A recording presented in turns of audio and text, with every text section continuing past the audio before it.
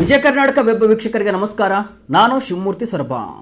ವೀಕ್ಷಕರೇ, ಜಗತ್ತಲ್ಲಿ ಯಾವುದೇ ಮೂಲೆಯಲ್ಲಿ ಒಂದು ದೊಡ್ಡ ಸಂಶೋಧನೆ ನಡೆಯುತ್ತಿದೆ ಅಂದರೆ ಅಲ್ಲಿ ಓರ್ವ ಭಾರತೀಯನ ಕೈಚಳಕ ಇದ್ದೇ ಇರುತ್ತೆ. ಜಗತ್ತಿನ ಅತಿ ದೊಡ್ಡ ಟೆಕ್ ಕಂಪನಿಗಳಿಗೆ ಭಾರತೀಯರೇ ಬಾಸ್ಗಳಾಗಿದ್ದಾರೆ. ಅಮೆರಿಕದ ನಾಸಾ ಇರಲಿ ಅಥವಾ ಯುರೋಪಿನ ದೊಡ್ಡ ಲ್ಯಾಬ್ಗಳಿರಲಿ, ಭಾರತೀಯ ವಿಜ್ಞಾನಿಗಳು ಅಲ್ಲಿನ ಟೆಕ್ನಾಲಜಿಯ ಬೆನ್ನೆಲುಬಾಗಿದ್ದಾರೆ. ಆದರೆ ನಮ್ಮ ದೇಶದ ಈ ಅಮೂಲ್ಯ ಮೆದುಳು ಫಾರಿನ್ ಪಾಲಾಗ್ತಾ ಇರುವುದು ದಶಕಗಳ ಸಮಸ್ಯೆಯಾಗಿತ್ತು. ಇಲ್ಲಿ ಕಲಿತವರು ಫಾರಿನ್ಗೆ ಹೋಗಿ ಅಲ್ಲಿ ಕೆಲಸವನ್ನ ಮಾಡ್ತಾ ಇದ್ರು. ಈ ಬ್ರೈನ್ ಡ್ರೈನ್ ಅಥವಾ ಪ್ರತಿಭಾ ಪಲಾಯನ ಭಾರತಕ್ಕೆ ದುಬಾರಿ ಆಗ್ತಾ ಇತ್ತು. ಆದರೆ ಈಗ ಕಾಲ ಬದಲಾಗಿದೆ. ಪ್ರಧಾನಿ ನರೇಂದ್ರ ಮೋದಿ ನೇತೃತ್ವದ ಸರ್ಕಾರ ಈ ಬ್ರೈನ್ ಡ್ರೈನ್ ಅನ್ನ ತಡೆದು ವಿದೇಶದಲ್ಲಿರುವ ಭಾರತೀಯ ಪ್ರತಿಭೆಗಳನ್ನು ಮರಳಿ ತಾಯ್ನಾಡಿಗೆ ಕರೆತರಲು ಒಂದು ಬೃಹತ್ ಪ್ಲಾನ್ ಅನ್ನು ರೂಪಿಸಿದೆ. ಆ ಪ್ಲಾನ್ ಏನು ಎಂಬುದನ್ನು ನೋಡಿದರೆ ಪ್ರೈಮ್ ಮಿನಿಸ್ಟರ್ ರಿಸರ್ಚ್ ಚೇರ್ ಅಥವಾ PMRC ಯೋಜನೆ.